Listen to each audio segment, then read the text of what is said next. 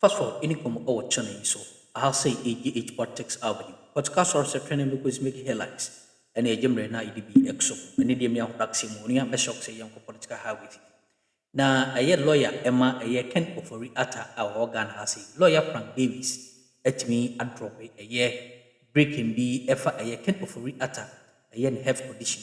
Now in summer or kind year, Messer say, Kirkumu, Messer say, Unia, Yumbo Ungrana Shay, Aha, AGH Politics Avenue. What's going on? Good morning to you. Good morning to your cherished and your esteemed you. And good morning, the young man, handsome as they are, and I've listened to them, but I think we need to do some better education and sensitize Ghanaians about what is going on. I think that's why we're grateful you're here this morning. That's why we're grateful you're here this morning. So let's get into the education. Maybe their understanding of what is going on is blurred. So let us do some education. Let's get into it. What then is the application before the courts in the U.S. for your claim? It was an application simply for an adjustment of his immigration status of United States or his visa duration as an adjustment of your status in America. Yes. Is this? Yeah. Go ahead. We're having some intermittent breaks in your. I said the application before the court was for an adjustment of his immigration status in the United States. That was what was determined the last time. Right.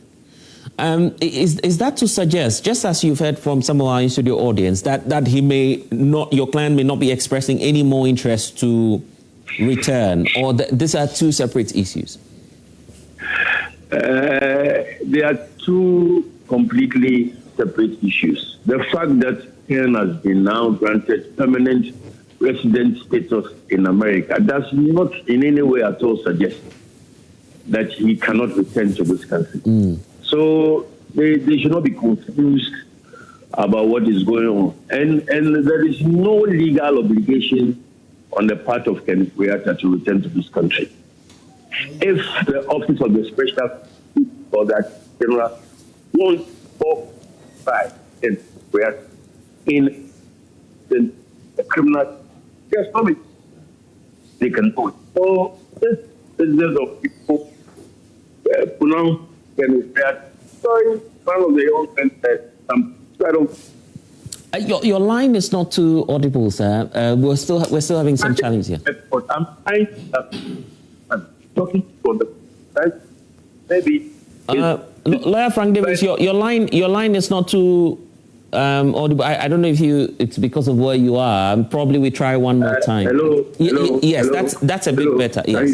Yes, that's better now. I'm saying that if the office of the special prosecutor and the Attorney General's office are bent on prosecuting Ken at all costs, there are ways and means by which Ken can be prosecuted in the court of competent jurisdiction.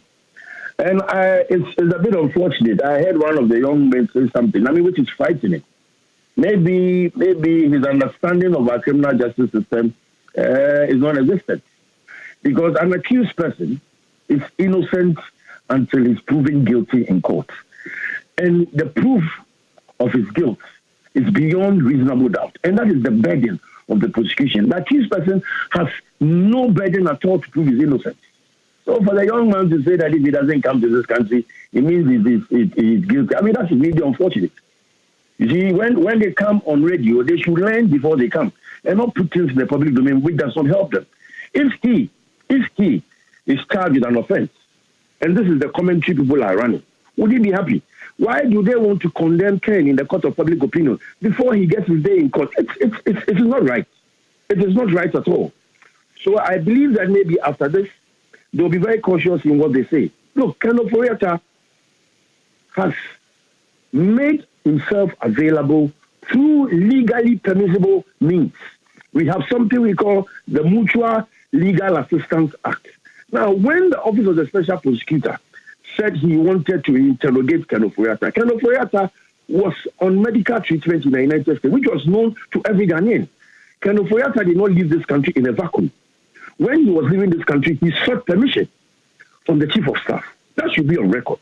This is not behavior of somebody who wants to flee the jurisdiction. He wouldn't have sought permission from the office of the Chief of Staff. He did that, and the Chief of Staff was aware that he was out of this country. Now, when the Office of the Special Prosecutor wanted to interrogate him through his lawyers, we said we were amenable, he was amenable to a video conference, which is allowed by law. What did the Office of the Special Prosecutor say? He was insisting that he wanted an in-person interrogation. And the man was not in this country. He was not well. So how do you expect him to come to this country? If I may, is your client feeling better now or well? Well, we all are in the hands of our Maker. He is recuperating, and he's still undergoing medical treatment for his medical challenge. But we are all in the hands of God. He's as well as you are, as I am. But he's still undergoing medical treatment. Which is to suggest that the doctors are not advising that he travels at this moment. Please, I speak to Ken as a lawyer, and I speak for him as a lawyer. I don't speak for him as a surgeon. So I cannot answer this question. Told us that he was not well as his lawyer at the time, isn't it? I am saying that he's not well, he's undergoing medical treatment. The question you are asking is that his lawyers are not advising him to come to this country. How do you expect me to answer that question? I am not his physician. Yeah, but at the time, that was the reason you gave us as to why he's not able to travel. Yes, he has gone for medical treatment. And I just said to you again that he is still undergoing medical treatment, albeit he is recuperating. I'm just asking for that expert opinion because as a lawyer, you'd be guided by that. Is that what the physicians are saying, that he's not in a position to at least maybe come to Ghana briefly and then return for care? Or what are you being told? Because my expert opinion relates to legal matters. My expert opinion does not transcend medical issues. So I don't know what you expect me to say. I have told you. We're going by the same principle. If we're going by the same principle, how then are you able to tell that he's not well? I didn't tell you that he's not well. I said he went for medical treatment, which we all knew he did, and that he is recuperating, and he is still undergoing medical treatment. How have I suggested that he's unwell or he's not well? When you say someone is recuperating, I'm just seeking guidance from you then. How do you know that he's not fit, he's able to travel or otherwise? That's the principle I'm extending to you, sir. I have not said to you that he is unable to travel. I have not said to you that he is unable to travel. Indeed, when the doctors advise him, he should take their advice. But I'm saying I am not a medical practitioner. I am a lawyer, so I can only speak to legal matters. These are medical issues which is between him and the physicians in America. What basis were you telling the OSP at the start of this matter that he's not able to do an in-person meeting because he's not well? You told the OSP he wasn't well at the time. You were not his physician at the time, is it? No, it's not a matter of I think I told the OSP. There was a medical report from the Mayo Clinic, which was addressed to the OSP. So the OSP knew that he was undergoing medical treatment. And when he was leaving this country, he provided evidence to the Chief of Staff that he was going for medical treatment. So what I'm saying is not fanciful. Yeah, so he made that document available to you for you to make a case that he wasn't well to come. I'm saying that, do you still have any of such documents with you now, telling us whether or not he's fit, he's okay to return or otherwise? It's the same, end of the question. I just said to you that Ken is still consulting with his physicians in America. And when they advised him as to how feasible it is for him to travel now, he would come. Have you seen the statement from the Office of the Special Prosecutor? They seem to be suggesting that, well, this must still be pursued. He ought to come. That Ken ought to come. Obviously, you don't want him to come? But as Ken told anyone that he don't come. So when is he coming? When is he coming? Not about to come. When is he coming? I think you better advise the Office of the Special Prosecutor to notify him of his charges. And then he can prepare to come. I don't work at the OSP, unfortunately, and everyone is just bursting into laughter here. Counsel, you know too well, I don't work for the OSP. I mean, you know them better because you've been dealing with them. So how you are saying you don't work for the Office of the Special Prosecutor, but you are asking me something about the Special Prosecutor. I'm saying it should be worth our while, all of us, we are Ghanaians, that you advise the Special Prosecutor that instead of putting out fashionable statements, the Office of the Special Prosecutor should take steps to notify him first of the charges which have been prepared against him. Then we can have a discussion as to whether Ken should come to Ghana or not. He has not been notified. He is not aware of anything. So what is he coming to Ghana to do? He is not being notified of anything. So the question you are asking me, is he prepared to come? What is he coming to Ghana to answer to? Blessed. Advise that they should take steps to notify Ken Ofori of his charges. That is the first step. So probably this will be the final one to you. You are a lawyer, and so you presumably you would want to be law-abiding. If you had an invite from any of the state agencies with police powers inviting you for investigations, would you urge either yourself or the client in question to appear? I didn't get the question again. I'm saying that if you had ordinarily any invite from the police service or any other institution of state having police powers, as a lawyer, would you advise either yourself or any client in question to appear? If I'm invited, why? I have to appear. So why is it that cannot be done by the former finance minister? When the former finance minister was invited, when he was in this country, the Office of the Special Prosecutor, you don't find it fit to invite him when he was here with all of us. It was only when he had traveled that the Special Prosecutor thought he could invite him. And when the man traveled, he had gone for medical treatment. The doctors had advised him that it was not feasible for him to travel. How were you expecting him to come? I mean, so what is the basis of the question? How were you expecting him to come when he was not here and he was undergoing medical treatment? The man was here in this country with all of us.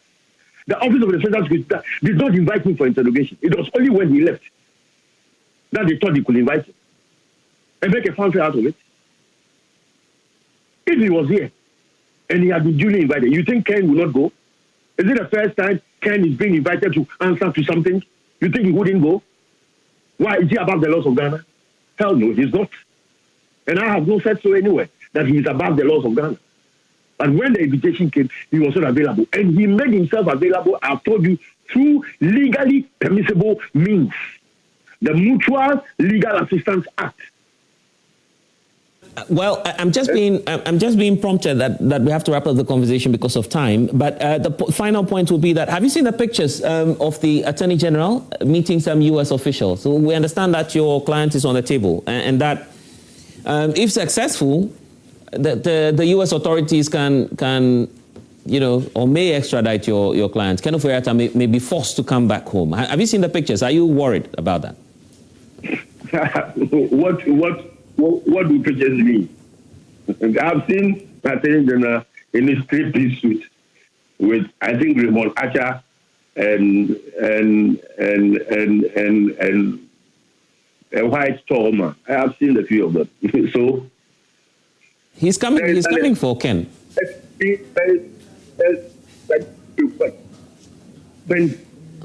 Are you worried now that they've met the U.S. officials? They may come for a client. But what is the worry?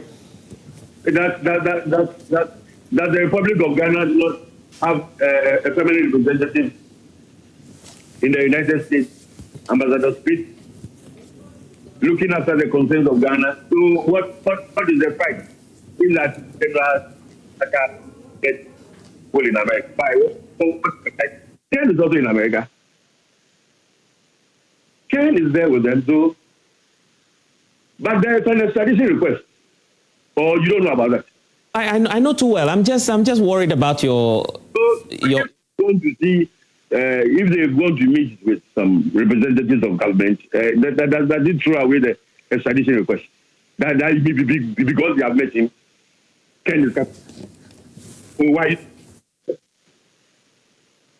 Okay, Lawyer Frank Davis, thank you so much for talking to us this morning. We wish you the very best for the weekend, and we'll keep watching the space. My guest for this morning, Atiku Yakubu, is a member of the National Communications Team for the New Patriotic Party. We have Ivan Innocente, a youth activist, and Solomon Owusu, who's Communications Director for the Big Alliance. June, July, there'll be so much action in this country, I'm telling you. And he'll be at the center of that, I believe. Solo, good morning.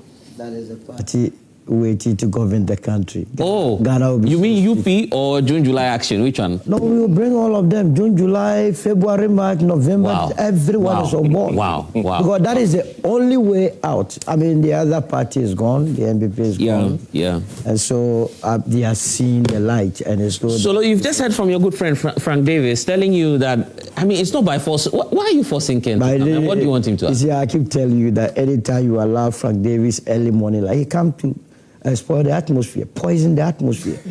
At a point, he was even fighting with a young man that expressed an opinion. He says they must learn. But must they learn? A lawyer that is saying that he does not prefer. We ain't some who are channel so I'm not so game. That's an so bad in the